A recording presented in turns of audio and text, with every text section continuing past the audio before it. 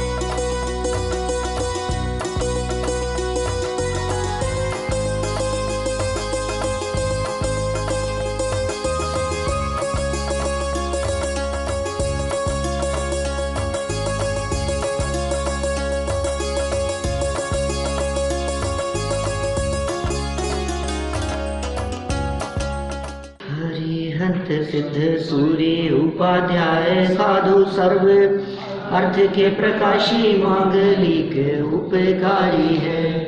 इनको स्वरूप जाने रागते भई जो भक्ति काय को नमाए स्तुति को जारी है। धन धन तीन हित काज सब आज भये कर जोड़े बारे बारे वंदना हमारी है। मंगल कल्याण सुख ऐसो हम चाहते हैं। ओ मेरी ऐसी दशा जैसी तुम दारी है। ओ मेरी ऐसी दशा जैसी तुम दारी है। ओ मेरी ऐसी दशा जैसी तुम दारी है। क्षत्र चूड़ामणि नामक ये ग्रंथ वैराग्य का एकदम प्रसंग बना। श्री दत्त नामक सेठ समुद्र में डूबने लगे।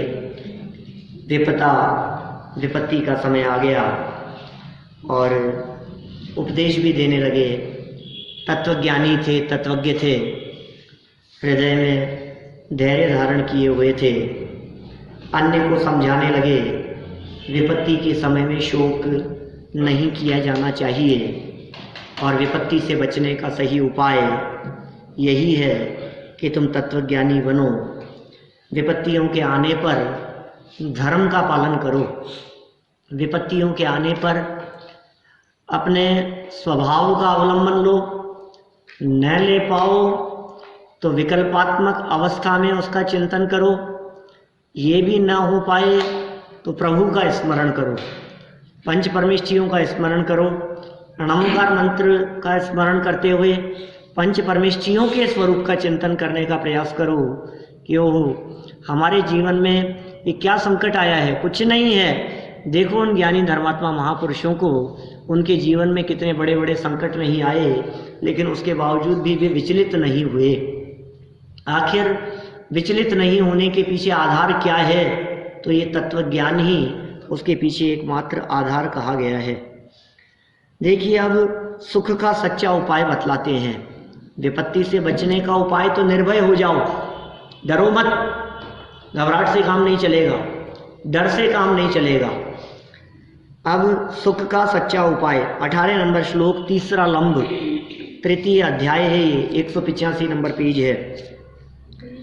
इत्यप्यबोधयत् सोऽयं वणिक्पोताश्रितान् सुधीः तत्त्वज्ञानं हि जीवानां लोकद्वय सुखावहम्। इस बुद्धिमान वैश्य ने नौका में बैठे हुए पुरुषों को भी पूर्वोक्त प्रकार से समझाया। क्या? बुद्धिमान वैश्य कौन है ये? श्रीदत्त सेठ। वैश्य माने व्यापारी है, बुद्धिमान है, और नौका में बैठे हुए पुरुषों को भी समझाया, पूर्वोक्त प्रकार से समझाया। किस प्रकार से समझाया? शोक मत करो, समझदार बनो, हिम्मत से काम लो, समस्या के बारे में विचार मत करो, समाधान क्या है उसका चिंतन करो। समस्याएं आने पर व्यक्ति समस्याओं के चिंतन में इतना समय लगा देता है कि समाधान के लिए खोजने के लिए उसे समय ही नहीं मिलता। ये बहुत बड़ी परेशानी है। माने समझ लीजिए आग लग गई है तो तुम ये प्रयास मत करो कि आग कैसे लग गई, उसका चिंतन बाद में करते रहना, जो होगा सो होगा। पहला प्रयास ये है कि ये बुझेगी कैसे, ये विचार करो।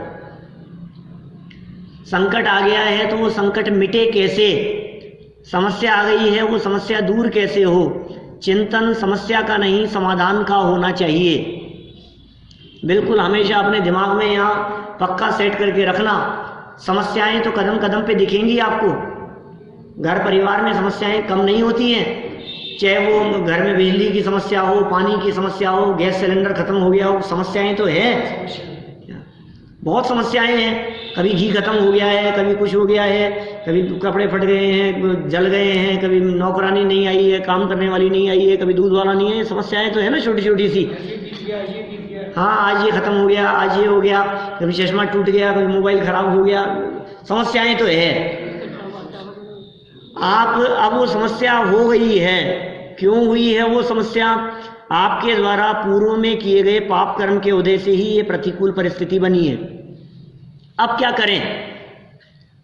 अब इस समस्या का चिंतन बिल्कुल मत करो। आप सिर्फ ये विचार करो कि यदि दूध खत्म हो गया है, ये समस्या है, अब समाधान क्या हो सकता है? बाजार जाओ, दूध लाओ। बाजार में नहीं मिलेगा तो क्या हो सकता है? कुछ बहुत ज़्यादा इमरजेंसी है तो बात पड़ोसी से भी की जा सकती है, ऐसी परिस्थिति हो गई है तो। नहीं तो समाधान ये है कि आज बिना दूध की चाय पी लो। माने समाधान खोजना पड़ेगा आपको, वो समस्या से काम नहीं चलेगा। सारे जगत में जब हम लोगों को देखते हैं तो दुख का एकमात्र कारण दिखाई देता है, समस्याओं को लेकर के बैठे रहते हैं। जितने लोगों का मुंह फूला रहता है ना, क्या ये मुंह फूले रहने का कारण क्या है? समस्या को लेके बैठे। ये है कि काय को टेंशन में हो, बिगड़े हुए क्यों हो कि बस ऐसा हो गया था, ऐसा हो गया था, ये ऐसा नहीं होना चाहिए था। अब तुम लेकर के बैठे, अब तुम समस्या को लेके बैठे हो, क्या उसका समाधान क्या है ये बताओ। उन्होंने ऐसा कह दिया, उन्होंने ऐसा सुना दिया, मेरे को तो कोई कुछ समझता ही नहीं है कि कोई बात नहीं, समाधान क्या है ये बताओ। माने समस्या का चिंतन कभी नहीं करना, उस विपत्ति के काल में विपत्ति को दूर करने का चिंतन करना। तत्वज्ञानी बनो, विद्वान बनो, समझदार बनो, ये भय छोड़ो, निर्भयी हो। ये सब ये एक लाइन में कह दी मैंने, पूर्वोक्त प्रकार से जो कहा है ना, मैंने पहले जितनी बातें कही जा चुकी हैं ये सारी बातें आपको यहाँ लागू कर लेनी चाहिए। अब नीतिकार इसी श्लोक की दूसरी लाइन में कहते हैं, निश्चय से मनुष्यों को तत्वज्ञान ही इस लोक और परलोक में सुख देने वाला है। निश्चय से का मतलब जानते हैं आप? निश्चय से का मतलब है वास्तविक बात है। निश्चय माने सच्ची बात कहने वाला, निश्चय माने सत्यार्थ बात, फैक्ट ये है। और व्यवहार माने कहने के लिए, बोलचाल की भाषा में, लोक व्यवहार में समझाने के लिए, शिष्टाचार के नाते कोई लगावटी बात कह दी, थोड़ा बहुत मिर्च मसाला लगा करके जो बात कह दी वो तो व्यवहार में कह दिया ऐसी। निश्चय माने सच्ची बात। परमार्थ से तो यही बात है कि तत्व ज्ञान ही एकमात्र इस लोक में और परलोक में, मरने के बाद भी और जीते जी भी। आप जिधर दौड़ रहे हैं वो तो सुख का कारण है ही नहीं, और कदाचित जो आपको सुख रूप दिखाई देता है वो भी इस लोक में ही दिखेगा, परलोक में तो हो ही नहीं सकता है ना। ये तत्व ज्ञान इस लोक और परलोक दोनों में सुख देने वाला है। सरल अर्थ देखिए, श्रेष्ठीवर श्रीदत्त ने नौका पर सवार यात्रियों को संबोधित करते हुए कहा, 186 है पेज नंबर, सरल अर्थ है इसका। श्रीदत्त सेठ ने नौका पर सवार यात्रियों को संबोधित करते हुए कहा, भाइयों, इस लोक और परलोक में सभी जीवों को एकमात्र तत्वज्ञान ही सुख प्रदान करता है, सुख प्रदाता है। बिना तत्वज्ञान के सुख नहीं मिल सकता। तत्वज्ञान माने समझदारी। तत्वज्ञान का अर्थ क्या लगाएं अपन? समझदारी। और समझदारी किससे आएगी? कि समझदारी आएगी समझ से। और समझ कहाँ मिलेगी? कि जनवाणी को पढ़ने से। सही समझ, आखिर ये घटना क्यों घट रही है, इसके पीछे कारण क्या है, मेरे साथ ही ऐसा क्यों होता है? ऐसा नहीं हो सकता ये भी मेरे ऊपर क्यों सारे के सारे संकट आते हैं। मैं तो कर कर के मर के बच जाऊं, लेकिन फिर भी मेरे को यश नहीं मिलता। मैंने इतना किया लेकिन उसके बावजूद भी ये उसका सिला मिला मेरे को। इतना करने के बावजूद भी ये इसीलिए मैंने कितनी सेवा की मैंने, लेकिन फिर भी यही सुनने को मिला कि ये तो कुछ नहीं करती। अब क्या करें? मैंने क्या क्या नहीं किया इनके लिए, लेकिन उसके बावजूद भी ये कितनी बातें मिलती है, ऐसी बहुत चर्चाएं मिलती है। ये कह रहे हैं भाई साहब तत्व ज्ञान चाहिए, कारण तलाशो आप, आपको पता लग जाएगा। अपने ही द्वारा किए गए अपराध का फल है, किसी का फल किसी और को मिल जाए, ऐसा अन्याय जैन दर्शन में नहीं होता।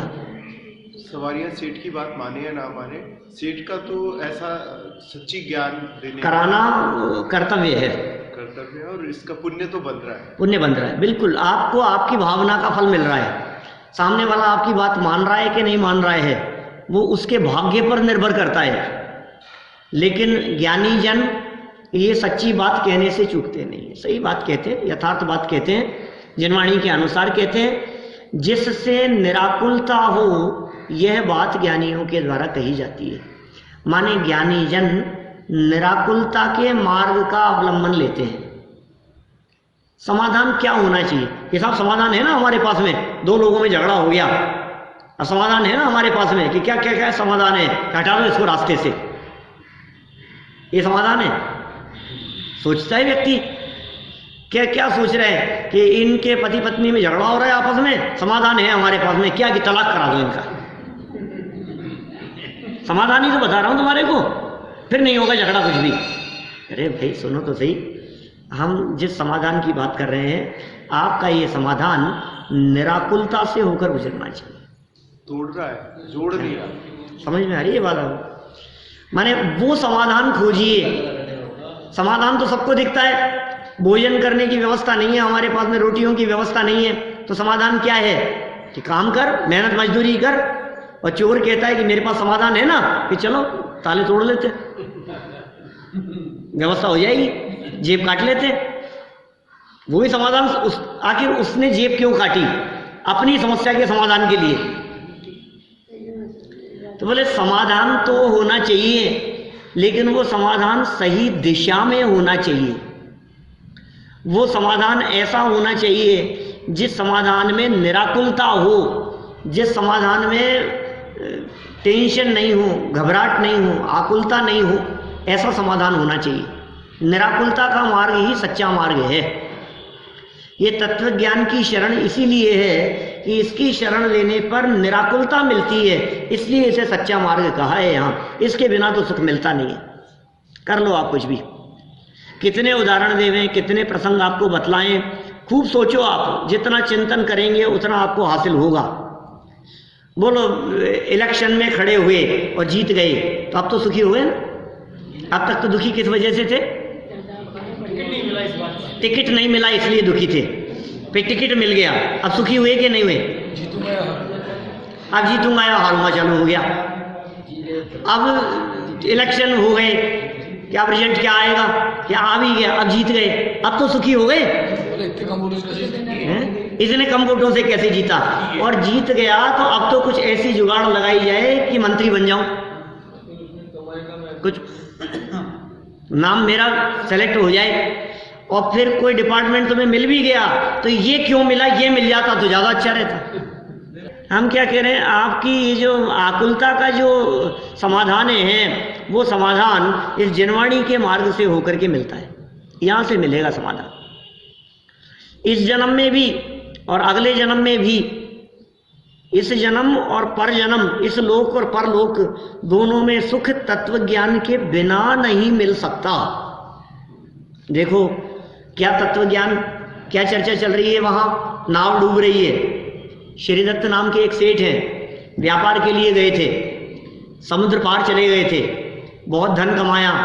क्या राजन जी साहब, बहुत धन कमा करके नाव में बहुत सारा धन भर करके साथ में लेकर के आ रहे थे, और भी बहुत सारे लोग थे। पूरा समुद्र पार कर लिया, नाव किनारे पर आने वाली है, समझो घंटे 2 घंटे में पहुंचने वाले हैं। कई दिनों से नाव में सफर कर रहे हैं, 1 आध घंटा लगेगा पहुंचने में, किनारा दिखेगा, और यहां कुछ ऐसी लहर आई कि नाव डूबने लगी। अब संकट की स्थिति आ गई, अब मौत दिख रही है सबको। तो बोले शरण कौन है, किसकी शरण में जाएं? तो कहा तत्व ज्ञान शरण है। अब आगे बात को बढ़ाते हैं। आयु कर्म से ही प्राणों की रक्षा। तावता नाविनष्टायां दृष्टो भूत कूप खंडकः सत्यायुषी जायेत प्राणिनां प्राण रक्षणम्। उसी समय नौका के नाश होने पर कोई लकड़ी विशेष दिखाई दी, नौका टूट गई, सब गिर गए, कोई विशेष लकड़ी दिखाई दी। निश्चय से आयु के रहने पर प्राणियों के प्राणों की रक्षा हो ही जाती है। आयु कर्म बचा हुआ था, अब क्या हुआ होगा बतलाओ, क्या हुआ होगा? जान बच गई, बचाने के लिए कोई नहीं आया। वो लकड़ी का टुकड़ा मिल गया जिसका सहारा लेकर वो सेठ किनारे पे लग जाएंगे, द्वीप पर आ जाएंगे। समुद्र में डूबते डूबते अभी क्यों, अब इसमें नीति क्या निकाली इन्होंने? नीति ये निकाली जो सबके ऊपर लागू होती है, आयु कर्म यदि शेष है तो प्राणों को हरने वाला कोई नहीं हो सकता है। चारों तरफ आग लगी हो, बचाने वाला कोई नहीं हो, और आयु कर्म शेष हो तो किसी की जरूरत नहीं है, तुम सुरक्षित हो, तुम मरोगे नहीं। कि साहब कोई नहीं बचे कि तुम्हारा आयु कर्म शेष है ना, तुम नहीं मरोगे, ये नक्की है बात। पूरे द्वारिका नगरी में आग लग गई, ऐसी आग लगी द्वारिका नगरी में, नगर में जो भी था एक भी नहीं बचा। बोलो आप, लेकिन 2 की आयु शेष थी। अनगिनती लोग, कोई निकल करके बाहर नहीं भाग सके। बचने के कितने प्रयास किए होंगे पूरे नगरवासियों ने, कोई नहीं बच पाया। 2 लोगों की आयु शेष थी जो बच गए, श्री कृष्ण और बलदेव, बस 2। माता, वो 2 तो सोच रहे थे कि हम निकल जाएंगे कैसे भी, माता पिता को बचा लेते हैं। एड़ी से चोटी तक का जोर लगा लिया माता पिता को बचाने का, श्री कृष्ण और बलदेव ने। 10-10 हजार हाथियों का बल होता है, अकेले में इतनी ताकत होती है। 10 हजार हाथी एक तरफ और वो अकेले एक तरफ, इतना बल होता है उनमें, विशेष शक्तियां होती है इनके पास में। रथ लगाए, रथ टूट गए, अरे कितने प्रयास किए गए, और अंत में वो जो दरवाजा था लकड़ी का, नगर का द्वार, वही आकर के सीधा उनके ऊपर ही गिर गया और प्राणांत हो गए दोनों। माता पिता का देवलोक गमन हो गया। क्या करो आप? जिसकी आयु बची है उसे कोई मार नहीं सकता, जिसकी आयु पूरी हो गई है उसे कोई बचा नहीं सकता। आचार्य कुंद स्वामी ने समय सार ग्रंथ, ऐसी सरल सरल बातें, लोगों को लगता है समय सार बहुत कठिन होगा, समय सार बिल्कुल कठिन नहीं है, समय सार बहुत सरल ग्रंथ है, और समय सार में इतनी सरल सरल बातें लिखी है। कुछ लोगों को ऐसा लगता है कि ये समय सार ग्रंथ तो गृहस्थों को नहीं पढ़ना चाहिए, ऐसा कहते हैं। लेकिन समय सार में ही 20 जगह पर इस तरह के प्रयोग बतलाए हैं जिनसे स्पष्ट होता है कि गृहस्थों को पढ़ना चाहिए। अरे वर्णी जी तो गृहस्थ थे, वो पूरी कंठस्थ याद थी। कितने गृहस्थ ब्रह्मचारी शीतल प्रसाद जी और ये ऐसे ऐसे महापुरुष जो पूर्व काल में हुए हैं, बनारसी दास जी जैसे, पांडे राजमल जी जैसे 400-400 साल पहले जिन्होंने इनकी व्याख्याएं की समय सार की। जब उन बातों को पढ़ते हैं तो लगता है कितनी उपयोगी है और कितनी सरल भाषा में, कितना सरल का बंद अधिकार में कहते हैं समय सार में कुंद कुंद स्वामी। निज आयु क्षय से मरण हो यह बात जिन वर ने कही, जीवित रखोगे किस तरह जब आयु दे सकते नहीं, सब आयु से जीवित रहे यह बात जिन वर ने कही, तुम मार कैसे सकोगे जब आयु हर सकते नहीं। बोलो हाँ, कोई बात है। मुझे बचा देने। हाँ, माने निज आयु क्षय से मरण होगा क्या? अपनी आयु से हर व्यक्ति जिंदा रहता है और मरता है। अब कौन मार सकता है मुझे? कोई व्यक्ति मेरी आयु हर सकता हो तो मार सकता है, आयु तो हर नहीं सकता, मुझे कैसे मारेगा वो? साहब मैं बचा लूंगा, ये बचा लेंगे। आयु दे सकते हो क्या? ऑक्सीजन तो दे सकता है आयु नहीं दे सकता, तो कैसे बचाएं? यहां श्रीदत्त सेठ की आयु बाकी है, जीवन बचने का योग दिखाई दे रहा है। अंदर में पेट्रोल खत्म नहीं हुआ है, अभी गाड़ी बंद नहीं हो रही है, थोड़े झटके जरूर लगे हैं झटके लगे हैं, लेकिन डीजल चल रहा है अभी है। हो सकता है थोड़ा कचरा आ गया हो, थोड़ा कचरा आ जाता है ना, अभी धक धक थोड़ी सी हुई और एकदम झटके से आपने ब्रेक दी और ये दौड़ गई गाड़ी। ये बचाए, अभी इसका पेट्रोल बचाए, आयु कर्म वाला, जीवन पूरा हुआ नहीं है अभी। देखिए उसी समय अन्वयार्थ में पड़ी ना अपन ने लाइन, उसी समय नौका के नाश होने पर कोई लकड़ी विशेष दिखाई दी और निश्चय से आयु के रहने पर प्राणियों के प्राणों की रक्षा ही हो ही जाती है, प्राणियों की रक्षा हो जाती है। श्रीदत्त सेठ के संबोधन करते करते नौका तो जलमग्न हो गई, संबोधन कर ही रहे थे, समझा रहे थे, बता रहे थे, कुछ बातें उन्होंने कही और नौका जलमग्न हो गई। किंतु जिसका आयु कर्म शेष होता है उसके प्राणों की रक्षा तो किसी तरह हो ही जाती है, रक्षा हो जाएगी। देखो बचाने वाले कोई नहीं दिखाई दे रहे तो भी बच जाता है। एक उदाहरण सुनाया था मैंने कुछ समय पहले आप लोगों को, पंडित मिलाप चंद जी साहब जो थे, मिलाप चंद जी शास्त्री साहब, वो दिया करते थे ऐसे उदाहरण बहुत।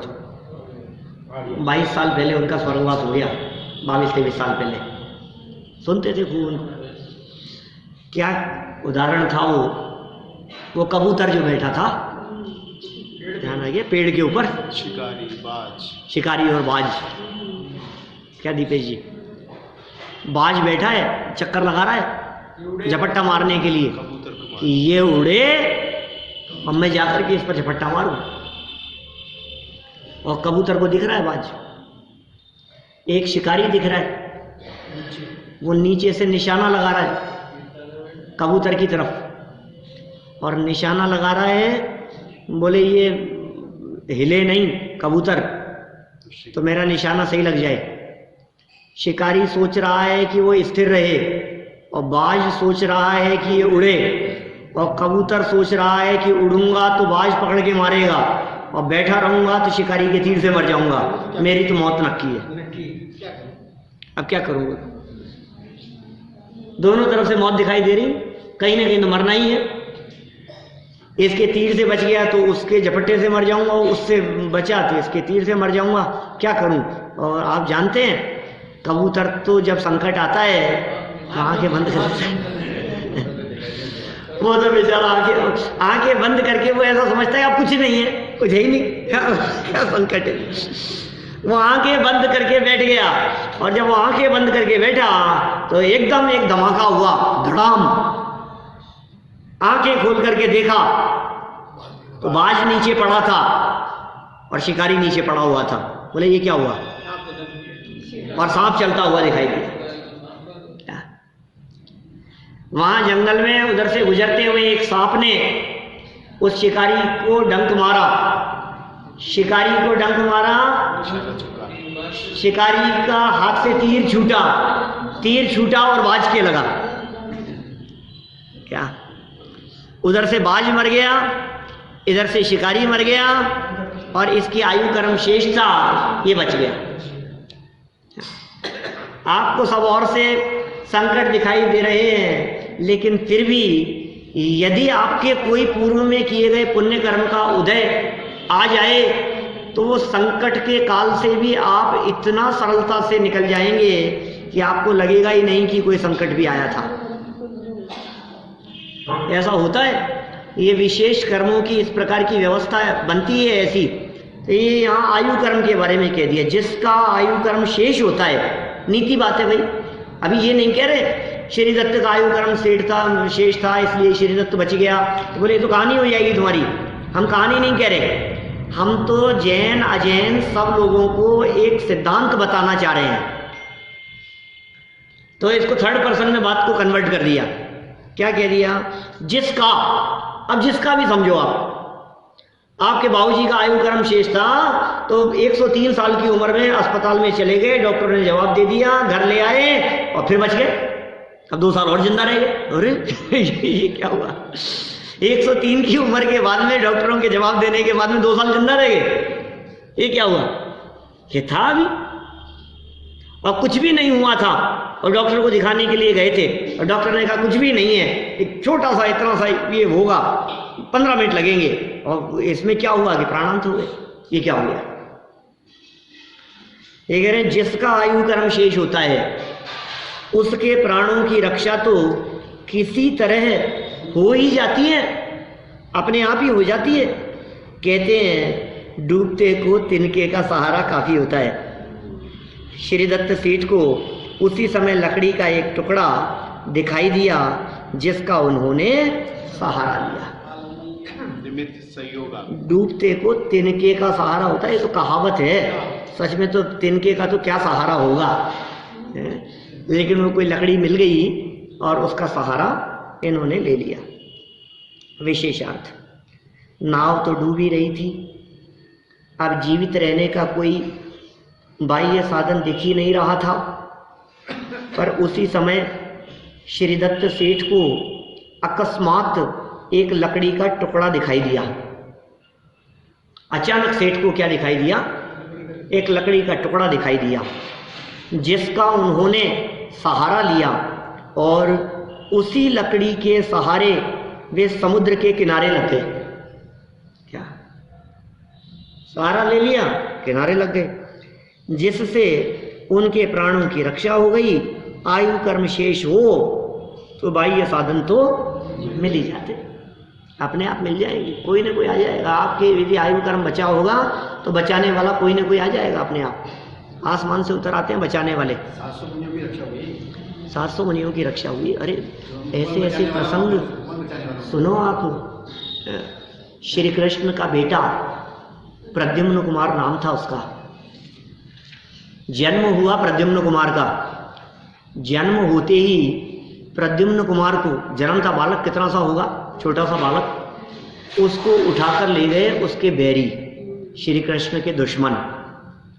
वे प्रद्युम्न कुमार को उठा करके ले गए, चुरा करके ले गए। अब देखो 3 खंड के अधिपति हैं श्री कृष्ण, शासक हैं, सब कुछ है, अनेक प्रकार की शक्तियां हैं, सामर्थ्य है, लंबा चौड़ा राजपाट है, सब कुछ है, लेकिन जब पाप कर्म का उदय आता है तो ऐसे आता है।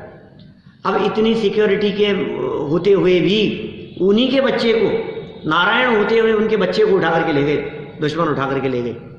अब एक विद्याधर जो उठा करके ले गया, अब क्या करें कि वो बालक को उठा करके ले गया, और मन तो ऐसा हुआ कि इस बालक को जान से मार दूं, लेकिन उस बालक की सौम्य मुद्रा को देखकर मन नहीं किया कि यार मैं इसको कैसे फेंकूं ऊपर से विमान से।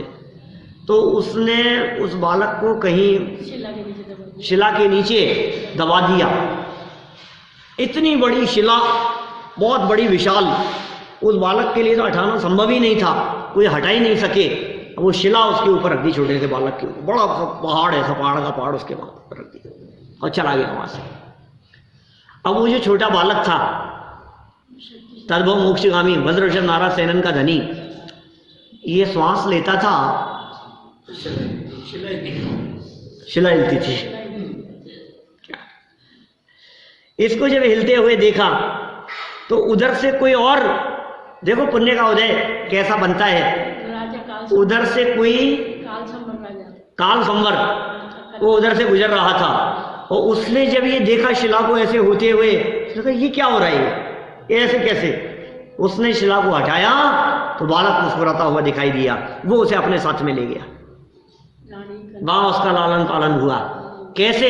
जैसे जीवंदर का हुआ था सेठ गंदोत्कट के यहाँ, ऐसे ही जन्म थे बालक को ले आए थे, ऐसे वो ले गया। अब बोलो श्री कृष्ण प्रद्युम्न कुमार को तलाशते रहे, महीनों तक कोशिश करते रहे और कुछ नहीं हुआ। और 16 साल के हुए प्रद्युम्न कुमार, तब जाकर के मिले और ये मेरे बेटे। 16 साल तक जन्म के बाद में यह सब योग सहना पड़ा। हमारे कहने का मतलब यह आयु कर्म शेष था। कौन मारे? मारने वाले को भी करुणा का भाव आ जाता है, मारते मारते भी उसका हाथ चूक जाता है, मारते मारते भी उसका परिणाम बदल जाता है, विचार बदल जाते हैं। रहने दो, छोड़ो। पांडवों को मारने के कितने प्रयास नहीं किए, और इन्होंने तो सोच ही लिया था। कौरवों ने तो एक बार तो सोच ही लिया था कि वे तो मर गए, जलकर भस्म हो गए होंगे, लाक्षागृह में वैसे आग लगा दी। लेकिन वो पूर्व चतुराई से, पुण्योदय से वो एक सुरंग बना ली गई थी अंदर ही अंदर, उससे निकल गए बाहर, बच गए। देखिए अब ये क्या हुआ, आयु कर्म शेष हो तो बाह्य साधन तो मिल ही जाते, मिल ही जाएंगे। कोई बचाने वाला नहीं हो तो भी कोई ना कोई आसमान से उतर आएगा। अनजान व्यक्ति बचा लेते हैं, नहीं जानने वाले सड़क चलते व्यक्ति बचा लेते हैं। तो पाप कर्म का उदय तो अपने ही काम नहीं आते। 20 नंबर श्लोक देखिए। श्रीदत्त सेठ एक द्वीप पर पहुंचे। अब कहाँ समुद्र टूटे में जहाज टूटा, कहाँ से कहाँ कौन से किनारे पर लगे, कौन से द्वीप पर पहुंच गए। देखो, श्रीदत्तस्तु तमारुह्य प्रास दत्त द्वीप संश्रित राज्य भ्रष्टोपि तुष्ट स्याल लब्ध प्राणो ही जंतुक। इसके अंतर श्रीदत्त सेठ उस लकड़ी के टुकड़े पर चढ़कर दूसरे द्वीप को प्राप्त होकर प्रसन्न हुए। जान बची तो लाखों पाए। अभी घर तो नहीं आए, किसी भी द्वीप पे पहुंच गए, जिंदा तो रह गए, बच तो गए, धन चला गया लेकिन जान तो बच गई। अब जो होगा तो देखी जाएगी। सोचो, लेकिन ये भी अभी उदय तो पाप का ही चल रहा है, कहां से कहां पहुंच जाए। अभी हम आपसे ही कहते हैं, कभी किसी जगह पर विमान क्रैश हो जाने पर, न मालूम किसी दूसरे देश में, और पैराशूट से आपको उतरना पड़ जाए। अब बोलो आप क्या करोगे? अब आप किसी को जानते नहीं हो, किसी को पहचानते नहीं हो, समुद्र में उतर गया, पानी में उतर गया, बच तो गए आप, न आपकी कोई भाषा समझता है, ना आप किसी की भाषा समझते हो। अब क्या करो आप? अब क्या होगा? आप कहाँ से आए हो, कहाँ जाए, कोई कुछ नहीं समझता। अब क्या कर सकते हो ऐसी स्थिति में? सोचता हूँ कई बार ऐसी परिस्थिति कभी किसी के साथ में बन सकती है या नहीं। आपने साथ में ऐसी परिस्थिति बन जाए तो क्या होगा? रोटी पानी शब्द भी नहीं बोल सकते। बोलो, इंग्लिश वो जानते नहीं है और आप उनकी भाषा समझते नहीं हो। अब क्या करो? पहुंच गए सेठ, कोई बात नहीं। देखो प्रसन्न हुए, लेकिन मुनि किस बल पर सुनसान जंगलों में जाकर तपस्या और उन्हें देखो, मुनिराज किस दम पे जाकर के पूछते हैं, जंगल में पहुंच जाते हैं। उन्हें किससे परवाह है, किससे बात करनी है? बोलो, उन्हें किसी से चर्चा नहीं करनी है, किसी से वार्तालाप नहीं करनी है, शांत सहज रहते हैं कि सब शेर खा जाएगा। अरे किसको खाएगा? जिसको खाएगा वो मैं हुई नहीं ना। उनकी निर्भयता का आधार तो ये है, आयु कर्म शेष होगा तो बचूंगा, आयु कर्म पूरा हो जाएगा तो मरूंगा। ये तो हम जैसे गृहस्थों के लिए किया गया चिंतन है।